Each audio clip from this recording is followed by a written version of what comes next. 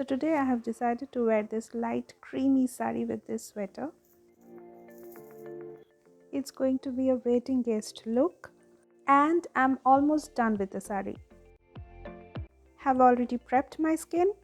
Before starting my makeup, some spritz of rose water is must for me. This is a sheer coverage foundation from Oriflame, and today I'm going to keep the makeup glowy, glamorous but natural. So I'm going to use this foundation. Using a very small quantity of concealer. First on eyes, I'm going with a bit of shimmer. We'll add this dark brown shimmer on the outer corner.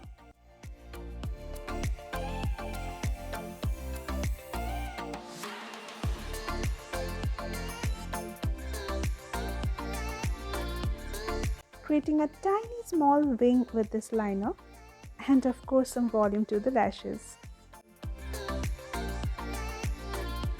Taking a tiny pea-sized amount of this liquid highlighter to highlight my cheeks and the bridge of my nose. Ooh, look at the shine on that cheek. I would love to carry a bold lips with this natural healthy look. Finally, I'm ready for a bang on entry. Thank you for watching.